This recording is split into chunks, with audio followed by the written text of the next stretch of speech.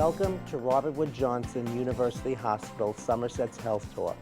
I'm Dr. Douglas Shashinsky of RWJBarnabas Health's medical group's Warren Internal Medicine. Our urinary tract plays an important role in overall health, helping our body to eliminate waste and excess water. When problems occur, it can be embarrassing to talk about. Millions of Americans suffer from urologic problems but don't seek help.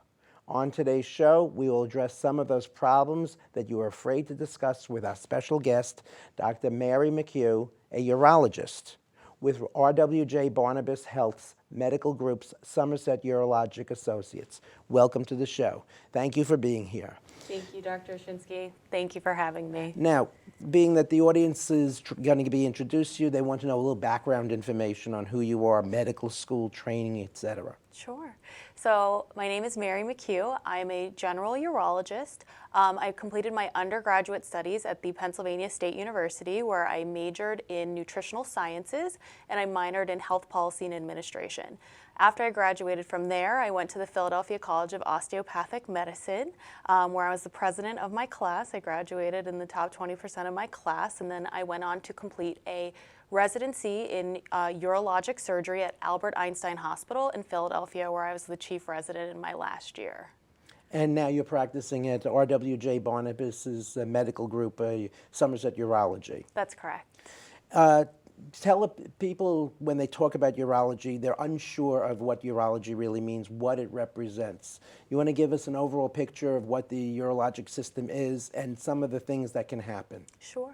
So when somebody sees a urologist, they're coming to us because we specialize in not only medical but surgical diseases of the kidneys, the ureter, the bladder, the prostate, and the genitals. Some of the most common things that I see and treat on a daily basis are urinary problems, including incontinence, going to the bathroom at nighttime, and this includes male and female patients. I also deal with diseases such as stone disease, erectile dysfunction, and of course cancers of the urinary tract, which include kidney tumors, tumors of the bladder, and the lining of the urinary tract that lines the kidney as well as the ureter, and then of course the prostate, penile cancer, and testicular cancer. And since you also do that, I assume you also do the same thing, urologic tract on the female body also. Absolutely. So we see both male and female patients, and that's one of the most common misconceptions, is that we only see male patients. No, we treat disorders of the urinary tract for both females and males.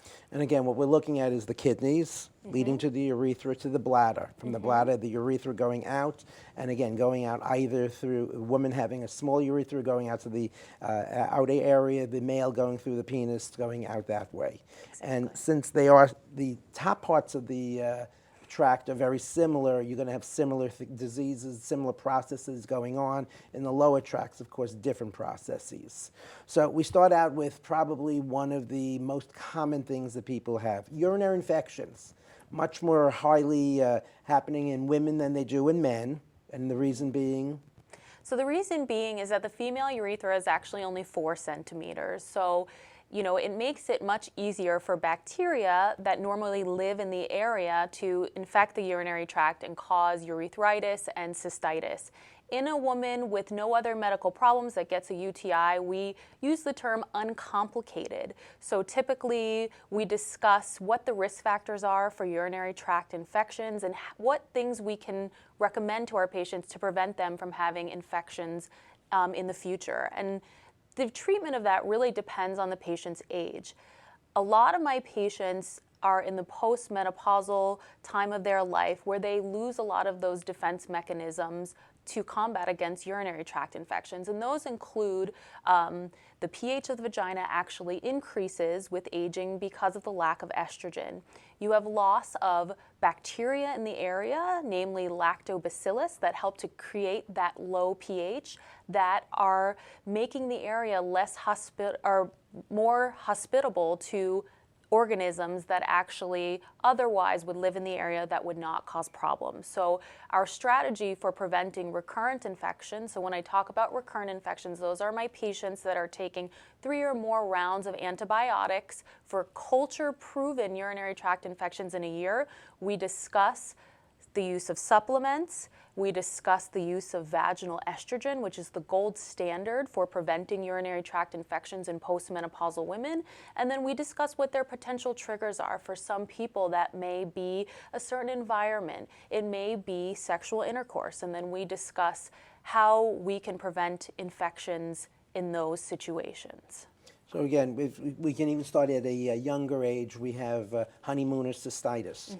Again, normally treated by the primary care doctor, but if the primary care doctor is having a difficult time with it, or if the woman is having multiple episodes during the year, then we refer them to the urologist. That's correct. So in younger patients, sometimes recurrent infections are very difficult to deal with.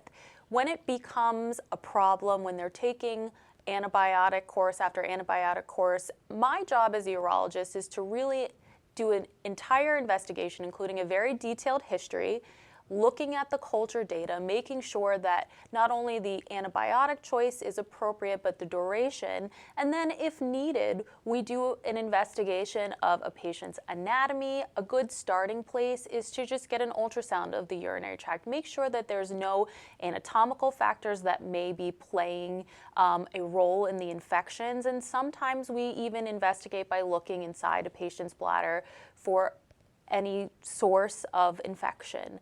A lot of the strategy in our younger patients includes the use of supplements. There is some evidence for specific types of cranberry supplements, namely those that have a very high concentration of proanthocyanins. And that's what you really want to look for when you're choosing a supplement. There's a few that I recommend to my patients in the office. More costly doesn't necessarily mean more effective, and some of the supplements actually do have good data behind them.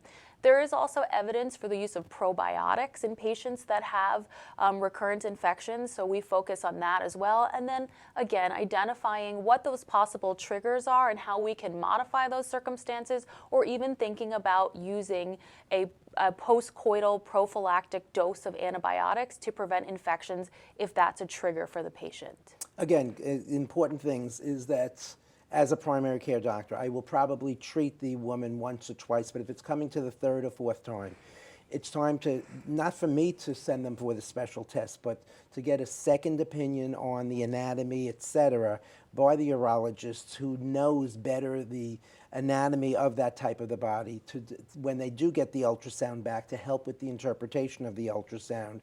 When I do get a result of a culture, to better understand the culture, as well as, if necessary, doing a cystoscopy or cystometrics to figure out the reasons why the person is having recurrences of the urinary infection. And the patient may not be happy about having to go to the urologist, but it's in their best interest to go to the urologist. Absolutely. You know, a lot of times when we look at the whole medical picture, we consider other disease processes. Sometimes we uncover things that may be contributing to the infections. You know, let's say, for instance, you have a patient that maybe is having trouble controlling their A1C. They've got evidence of some damage in some other places in the body. They may be getting recurrent infections not only from that disease process, but maybe there's a component of cystopathy. Maybe they aren't emptying their bladder well, and then we have to discuss how to manage that going forward. So it is quite complicated. Sometimes it's not that straightforward, but certainly, you know, we use all of the available information we have, and we gather detailed history to arrive at a plan and a possible solution, or at least a way to deal with those issues. A lifestyle modification so that we can reduce the recurrence of infections. Yes. For the male, of course, they're not going to get the urinary infections like the woman does, but they're getting to be above the age of 40, they're going to start to get prostate or recurrent prostate infections. Yes. So in a man, a urinary tract infection is never considered normal. A male urethra is 8 times the length of a female urethra. So we always deem infections in males as complicated. And You're absolutely right. You can have prostatitis, you can develop things like cystitis, epididymal architis, which can be a sequelae of having a cystitis. And when we consider our gentlemen, we also look at their age and possible risk factors, lifestyle issues that can be contributing to those infections. And again, the other thing we're concerned about is the epididymitis. When we have the inflammation and the person comes in with the very enlarged scrotum or the discomfort in the scrotum, again, a reason to go to the urologist to make sure that we are treating it appropriately, especially in a young male if they're still considering wanting to have babies, et cetera. We would like to make sure that they don't become sterile. Absolutely. So anybody that's having acute epididymal architis, it's very uncomfortable for the patients. As you said, the examination is often abnormal. It's quite tender. Our job as a urologist is to make sure that we're treating the suspected organism appropriately. So in younger men, it's very important to ask them if there is concern for a sexually transmitted disease. We often can test for that now with a urine test. So there's no swabbing. It's as simple as giving a urine test and making sure that those organisms aren't present. One of the biggest things I tell patients when they come in with a clinical epididymal architis is, number one, it is important if I'm concerned on an examination to get an ultrasound to rule out an abscess or a bad infection. And number two is that it takes a lot of time for that area to feel better and for the swelling to resolve. So often time is our friend. And other things that I recommend is elevation of the scrotum to help with the pain.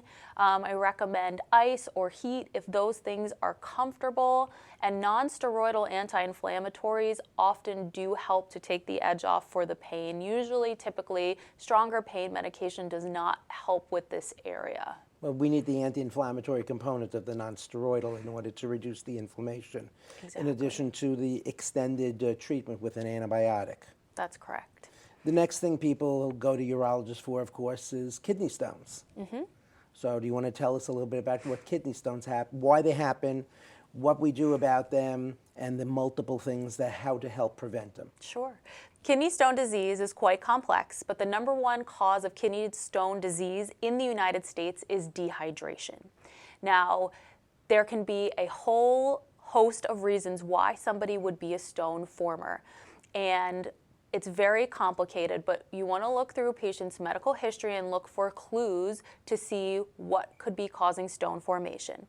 Oftentimes, there might be a medication that could be a culprit. One that comes to mind for me is Topamax. I've been seeing a lot of that in my office recently, although in the literature, it's only quoted that 2% of people on Topamax have some dysfunction where they are more prone to forming stones. I've been seeing a lot of that quite often. Other disease states such as thyroid diseases, diabetes, which tends to cause an acidification of the urine, those things can lead to stone disease. And then, of course, any issues with the way that the body handles calcium, either at the level of the intestine or at the level of the kidney. A lot of times, I get a clue from a family history. When someone has a stone episode, we are able to look at a 24-hour urine test to see what kinds of things can be influencing the stone formation. So very important to look at urine volume, the pH of the urine, the amount of calcium that's being excreted in the urine, as well as uric acid, sodium content in the urine, as well as sulfites. And that just gives me the overall sort of picture of what's going on in conjunction with a stone analysis. And that is really where I look to prevent further stone episodes from occurring. If a patient comes in and they've had one stone episode, I offer them a workup and surveillance. It's optional according to the American Urologic Association. However, if a patient comes in with a second stone episode, you're really not off the hook, because we know that patients who have a single stone episode have a 90% chance of having a second episode within 10 years. So that's a pretty good likelihood that this history may repeat itself. So prevention is really where we want to focus our efforts. And again, what you said to start off with is is dehydration. In other words, most of us are not drinking 6 to 8 glasses of water a day. Exactly. And if we can do that, we can hopefully help stop stones from precipitating out. It's like having salt in water. If you put enough water in there, the salt will go into solution, and therefore it won't form into a stone. If we don't do that and we're not urinating as much, it's going to form a stone, and then we're going to end up with some type of a kidney stone. So someone goes to the emergency room, has a kidney stone. What are you going to do to help them? So if somebody has a kidney stone and they go to the emergency room, oftentimes they go in because they're in pain. Some of the symptoms that they have may be atypical. If you've never had a stone before, patients often wonder why their stone passage episode is associated with nausea and vomiting. And that is a very common thing that we see with a stone passage episode. Usually the patient will get some form of a radiograph when they go to the emergency room, such as a CAT scan or an ultrasound, and that will give us the location as well as the size of the stone. We also take into account the patient's pain level, whether or not their pain can be treated appropriately with medication that they can go home with, and their vital signs. If a patient comes in with a fever, they're sick, maybe their blood pressure is a little bit low, that would be a reason to intervene right away. Oftentimes, however, patients come in, their pain is controlled when they get medication, their stones are a reasonable size. So what do I mean by that? Usually, when we look at the studies, 6 millimeters or less, over a 6-week period, you have about a 50-50 chance of passing that stone on your own. It increases, obviously, if the stone is smaller. If the stone is larger, the probability decreases. It's not to say that patients don't pass stones that are larger than that, but they may need a little bit of help from us in the operating room to remove those stones if they're causing trouble. And how do you do that? So oftentimes when we take patients to the operating room, if the stone is in the ureter, we use what's called a ureteroscope. We gain access to the bladder with a scope, so there's no cutting, there's no incisions, and it's done endoscopically. We use an even smaller scope to gain access to the ureter. We're able to directly visualize the stone. If the stone is small enough, we have an instrument called a basket, which we're able to grasp the stone and remove it in its entirety. If the stone is too big to be grasped whole, we use a laser fiber, and we actually use a laser to break up the stone into pieces that can be removed and ideally sent for analysis. And if the person has a larger stone and we send them to a stone center, what ends up happening there? So if a patient has a larger stone that's in the kidney, the American Urologic Association says for stones that are under 2 centimeters that we can predict that will pass with shockwave lithotripsy, that's a great option. Shockwave lithotripsy is the direction of shockwaves to the back. We actually use sound waves to break up the stone into small pieces that can be eventually passed by the patient. And so that's also a non-invasive form of intervention. We usually wait about 4 to 6 weeks after the procedure to get another radiograph, such as an X-ray or an ultrasound, to make sure that that stone has been broken up appropriately and that the fragments have passed. Sometimes, if a stone is large, if it's getting towards that 2 centimeter size, you may require a second intervention, such as ureteroscopy that we talked about before, to actually go in and remove the pieces of the stone. And the other important thing, of course, is to collect the stone on passage so that it can be analyzed also. Absolutely. It changes our management a little bit when we know what the stone composition is in conjunction with the labs, with the 24-hour urine testing, but that gives us really the whole picture and really allows us to focus on prevention for the patients. Good. And the next common urologic problem happens both in men and women, incontinence. Yes. So sometimes a woman will be playing tennis and she'll notice that she's releasing urine while she's playing tennis. Right. So the type of incontinence that you're referring to in our patients when they're exercising is stress urinary incontinence. And stress urinary incontinence is defined as any involuntary leakage of urine with a rise in intra-abdominal pressure. So that can be things like coughing, laughing, sneezing, high impact type exercises such as tennis, boot camp type workouts, etc. And stress urinary incontinence is fairly common. We see this in patients that have risk factors such as prior pregnancies, childbirth, and being overweight, as well as other chronic conditions, medical conditions, such as chronic lung diseases where patients cough a lot. Stress urinary incontinence is typically treated conservatively with Kegel exercises or pelvic floor physical therapy. And then if that doesn't help the patient, then we're looking at a surgical intervention such as a urethral sling. And again, what we do usually is the first thing is the Kegel exercises, hopefully helping those pelvic muscles to become stronger so that they don't have the stress incontinence or a little less of the stress incontinence than before. Right. And we're going to hold off on the surgery unless we absolutely have to do that. Absolutely. So when you're dealing with stress urinary incontinence, the biggest thing that I want my patients to understand, it is not a dangerous or life-threatening condition. When we operate for things such as stress urinary incontinence, our goal is to improve somebody's quality of life. And when I ask my patients, I ask them, if you had to live with this condition for the rest of your life, would you be able to live this way? Some of them say yes, some of them say no, and a lot of our patients live very robust, active lifestyles, and their incontinence is a hindrance. It can be socially isolating, it can be embarrassing. And so for those patients that are carefully selected, we opt for surgery. And of course, again, addressing lifestyle issues. If there is a elevated BMI or an overweight component, oftentimes we'll encourage patients to lose weight and see if that also helps with their incontinence. And those are the conversations that we really have to have before making it to the operating room.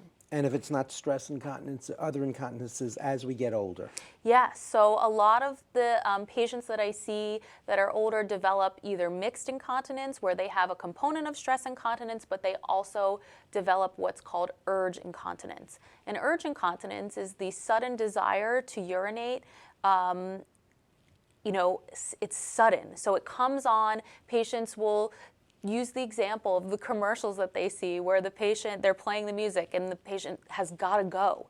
And they have to drop everything that they're doing to run to the bathroom to empty their bladder. And for some patients, that progresses even into urge urinary incontinence, which is the involuntary leakage of urine associated with the sudden desire to urinate. And stress urinary incontinence and urge urinary incontinence are treated two different ways. When we look at urgency and urge incontinence, we actually are targeting the way that the bladder is working. There are a lot of medications on the market. There's medications called anticholinergics that slow down the contractions of the bladder, as well as beta-3 agonists. And there's one medication, it's fairly new with a better side effect profile that we give patients as well. It works similarly to the anticholinergic medications, but again, we're targeting the bladder and trying to relax the muscle of the bladder with those medications.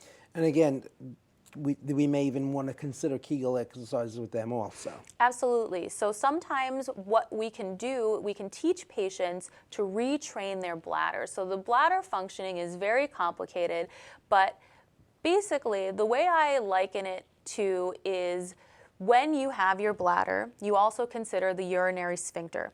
And the sphincter, in a normal situation, stays closed while the bladder relaxes and fills. If we can train a patient to rapidly contract their sphincter, sometimes that will be enough override to the bladder to tell the bladder to calm down. This is not a socially appropriate time to be using the bathroom, and sometimes that can also help with the urge.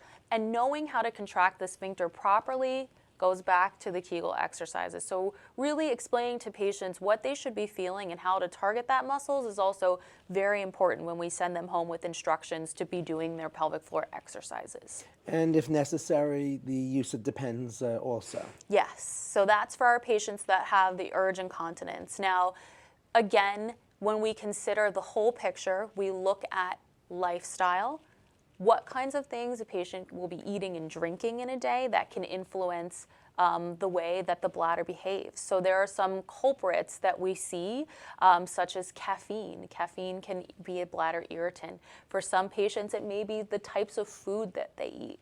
So oftentimes I ask them to take note of what you're eating and drinking. Did you do something differently? Are you drinking 10 cups of coffee a day and running to the bathroom? And sometimes it's as easy as making a behavioral modification. Other times we look through their voiding diaries, their habits in a 24-hour period, and we don't identify anything that could be contributing. So we look through the medication lists. Oftentimes patients will tell me, oh, I'm taking my diuretic at nighttime and then I'm getting up 3 times at night. So that's as simple as talking to the primary care doctors, asking if it would be appropriate to change the duration, the timing of that medication, and then we can make that modification. Oftentimes after we've considered those lifestyle contributors, we go on to medications. If patient is refractory to medications, if it's not working, then there are a lot of other therapies that we can offer patients. And that's the most shocking thing to patients is when they come into my office, they don't know that we have more to offer. So what are those things? There is Botox that goes in the bladder, much like we inject into our faces to relax the muscles of the face to get rid of wrinkles. We inject it directly into the bladder to relax the bladder muscle. There's also percutaneous tibial nerve stimulation, which stimulates one of the sacral nerves. We actually do that in the office. We put a small acupuncture needle on the inside of the ankle and deliver an impulse to the sacral nerve, and that will help to calm down the bladder in some patients. And then the third modality that we have to offer patients is actually sacral nerve modulation with an implantable device. So on your back at your sacrum, you have 5 paired holes where the nerves exit. And in the third one, the S3 hole, we actually are able to place a lead, and that connects to a generator which delivers an electrical impulse to the nerve to help stop the frequency, urgency, and urge incontinence. And obviously the goal of any of these 3 therapies is to have a reduction in the urgency, frequency, and incontinence episodes. And those are the therapies that we can offer patients who have failed medication or cannot tolerate medication for one reason or another. Wow. A lot of new things than just agreeing to put on a pair of Depends. Yes, absolutely. Well, thank you for that overall total picture of the importance of the urologic system and what you can do to help, and hopefully we can get back and talk through some more things down the road. Great, thank you for having me. This concludes today's episode of Robert Wood Johnson University Hospital, Somerset's Health Talk. Please remember, the opinions expressed here by our medical experts are not a substitute for medical advice from your own physician. If you need a physician, please call our physician referral line at 1-888-724-7123. Download the RWJBarnabas Health Connect app to schedule doctor appointments online and manage your health records right from your phone or tablet. For more information about Robert Wood Johnson University Hospital, Somerset, please visit our website at www.rwjbh.org/Somerset. Thank you very much for all of your help. Thank you for your education to the patients and the general population about how important it is to see a urologist when necessary. Thank you.